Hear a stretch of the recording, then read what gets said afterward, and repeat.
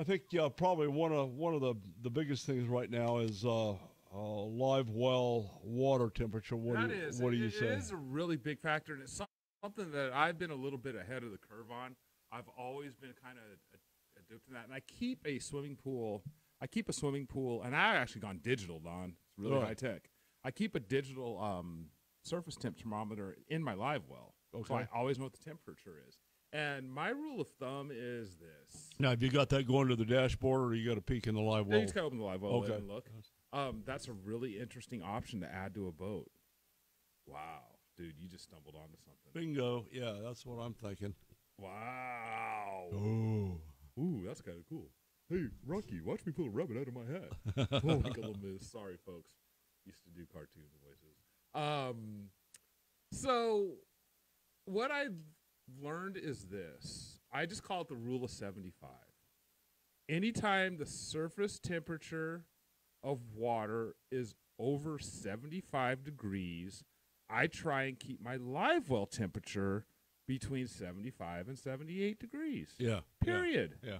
Period. So if the surface temperature is 80 degrees, okay, unless you catch that fish on dead nails top water, you drop down 5 feet, and we've been swimming in lakes, and it's really warm on top, but you go down a little bit, and it's like, well, it's a little chilly. Well, we've got a gauge. I'll get this to Doug. We'll get this posted up on the website. What we're recommending, Marc's got some valid points. We've got a surface water temperature gauge here, 75 to 80 degrees. You want to try to keep your live well water right in the Townsend range of 75, 81 degrees to 85, about 78, and then over 85 degrees in that 80-degree range. Marc, the old school of treatment was keeping about a third of a cup of non-iodized salt in there. That's kind of gone away. Are you keeping any type of additive in there? Oh, yeah. I'm a big please release me guy. Please release me. Big please release me guy. I know guys use please release me. I know guys that have had success with, if they do nick a gill or something, putting Mountain Dew or Red Bull on it. I wasn't going to go down that road. Let's hold that. There's a whole nother school of thought. Boy, you just let a big cat right out of the sack right there. I did. Oh yeah. There's more to that than a lot of people. I want to hear that because that's the thing because me being the skilled professional I am, I never injure gills. So this goes back to Tom Stiles and Harry Organ at All-Star Bass. Thank you for calling All-Star Bass. Please press 1 for tournaments. Please press 2 for the magazine. Yeah. Okay, so when you're dealing with slot fish, you could take a fish that was about 3/16 of an inch under the slot, short, and I used to put him back in the water. But one day I had a smallie, and he was a big fat one, and he was a little bit under the over top side of the slot. Okay. So this guy needed to stretch about 3/16 of an inch, and I kept him and hoping I'm going to call this fish, and I didn't. So I took my thermos. I always have a thermos of coffee, and I dumped it in the live well about 10 minutes before we hit the beach for weigh-in. Caffeine. They stretch it. They relax. Now, caffeine. Well, you hit it. Mountain Dew sparked it. I'm not a Red Bull fan, so I don't know how that works. But Coca-Cola, Pepsi-Cola, Mountain Dew, coffee in the live well. These guys, it has the opposite effect on fish as it does on you and I. We get all jittery and talk too much, like you got a major sugar bug. So. These guys chill out and they stretch. Because here's the deal: you catch a fish. The fish reacts on the initial strike the same way you do. I come over and punch you in the eye. What do? Ow! Ow! Yeah, you shrink up and So you're in there bouncing around for a while. You're going to get short. Let's just say. Well, I've always realized that, and this just goes back to doing it for money. is fish care equals more money. Period. Absolutely, it does. So how you take care of fish can, on a 5-fish limit, can be as much as 2 pounds, dude. Oh, yeah. 2 pounds. Yeah. You keep these fish from throwing up. You keep these fish from shriveling up and getting tight and peeing and pooping. Yeah. That's dude, yeah. We got that. That's another thing. Boy, you're hitting on some good stuff. So it was Dennis Cleary. You know, we all love Dennis. He's got fish in the live well, and they're burping up crawdads. Right. So he's put the crawdads in the bag. He gets up in front of Randy McElrath at NBC, and he's taking these crawdads, and he's trying to shove them back down in the throat. Randy goes, "Stop." Really? Oh, yeah, Dennis just had a meltdown. Wow. Yeah, so, think about that. So, well, and the reason why is I've seen it. I've seen it happen a lot. It's happened to me where I've been on both sides of it, where I've taken really, really good care of my fish and known, like, if I'm on a crayfish eater pattern, I drive my boat differently when I get a limit. Because, dude, you get 5 fish and they each puke up 2 crayfish. Oh, yeah. Those crayfish are heavy. Yeah. And that's going to cost you thousands of dollars. Thousands. Okay. Of dollars. Let's talk about, you're really hitting on some good stuff. Driving your boat is a behavior that really affects the fish. The other day we were talking, so you're keeping the swimming pool noodles in your boat? Yes, I am, 100%. Okay. Big fan of that one. Okay. Trimming them across the top. It just creates, it's like, you know how like dogs like to burrow and they just feel very warm and secure? Yeah, it's like, protection in a rubber room. Yeah. So it's the same thing. It kind of gives them that feeling of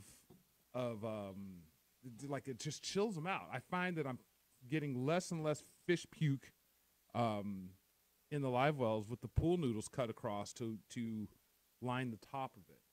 The other thing too, and this is something that you almost have to learn, is let's say I'm fishing a tournament at lake whatever, okay, and I run 20 miles up lake and I catch 2 or 3 big fish, okay, and I know, okay, well, I think I'm going to do well in this tournament, okay. If I stay up there and catch another fish, and now I'm at 4, or I'm even lucky to put 5 in there, I'm going to leave way early. I'm going to fill my live wells to the top. I'm going to take, and this is coming from me, okay? So now we're talking about money, okay? So I have money in my live well. I can't kill this money, and me being a conservationalist, I want this resource to go back in the water and live. I have a really hard time making money on something and destroying it. That's kind of dumb. Well, for years we fought with the game department trying to get them to permit tournaments. I'm still advocate of that. There was a lot of misbehavior going on with the anglers not taking care of the fish, and I got to put that on the tournament directors themselves. They didn't give a damn, and things have changed. Bass Junkies is doing a great job. Bass Junkies is really good. Yeah. So like I'll start back.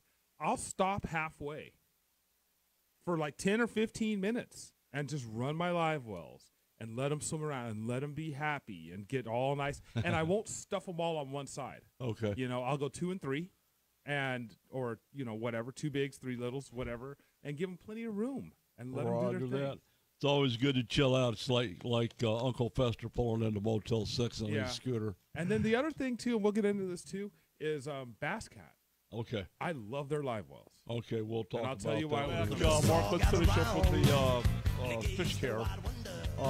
One of the things that we see a lot of is various types of nets. And to protect the slime coat, you really need to pay attention to whether you're choosing a neoprene or a nylon net or some other type of synthetic material. What are you using when you're using that? I've really scaled back my net usage to only tournaments that allow it.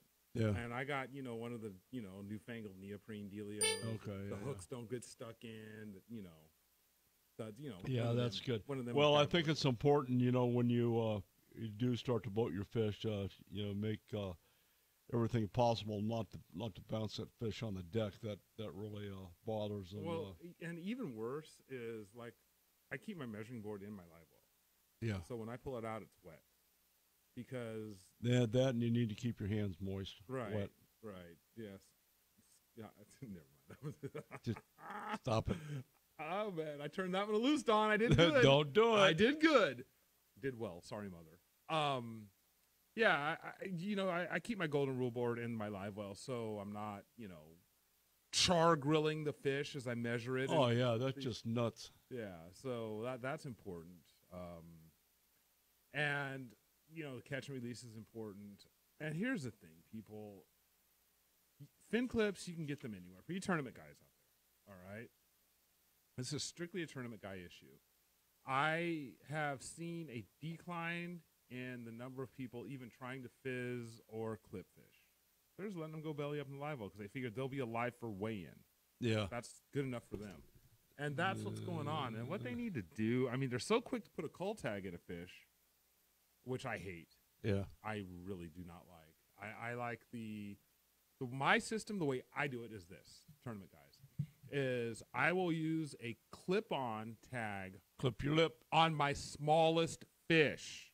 That's it. Everything else is good. Yeah, you don't need to identify your keepers. You know who they are. Yeah. It's, so those fish that I'm going to cull, I'll either go 4 and 1 and keep my color on one side. And then the other thing that I use, Don, and this is Marc genius here, is I have a dip net for my live wells that I keep in the live well. Just a little handheld dip net. So I just pull up on it, bam, fish is out, do what I need to do, and it stays in the live well, so it's wet and it doesn't mess with the slime coat. So and that's helped me. It's even better than grabbing a cull tag because again, it's all about stress and stress management. Yep. You put a cull tag on a fish. Let's just say you're fishing Bartlett. Use this as an example. You've got 1470 on your scale, okay? And that's your at caught weight. You go to drop them, and this is what I love, is when guys come in and they're like, oh, their scale's weighing light. And I'm like, bro, look in your live well. Oh, I have 6 or 7 crayfish. Yeah, the scale wasn't light. You're a bonehead. Yeah. Okay? The scale did not weigh them light. So I'll go with that. Because I've actually seen it happen where guys have gone in and they've got the cull tag in the fish and the fish has got a belly on it and they go to pull it up and the belly's gone. Oop. It's like, what happened? Well, it puked up. Let me tell you, how would you feel if somebody stuck a freaking coat hanger through the bottom of your chin, through your tongue and out your mouth? Yeah. Would you want to eat anything? Would you want to keep down the Pizza Hut you just slammed? No, it's coming up. And it's coming up fast and heavy. Yeah, those are all good points. What about behavior after you get on the dock? How much water do you suggest? We're recommending at least 2 gallons in your weigh bag. 2 gallons per 5 pounds is what I'm at. Okay. Okay, so if I got a 5-pounder, it's going in a different bag. 5-pounder bigger, anything big. I mean, if it just looks big. Separate bags for the big boys. Yeah, separate bags for the big boys. Plenty of water and lessen the time. Keep them in your live wells with the live wells running. Get your boat as close as you can to the dunk tank. Get them out. Get them in the dunk tank. Get them on the scale. Get them in the release boat. Get them out of there. Period. Like that. And again, like, I'm 78 years old, and I've been doing this since I was, 2. But this stuff matters. This stuff matters.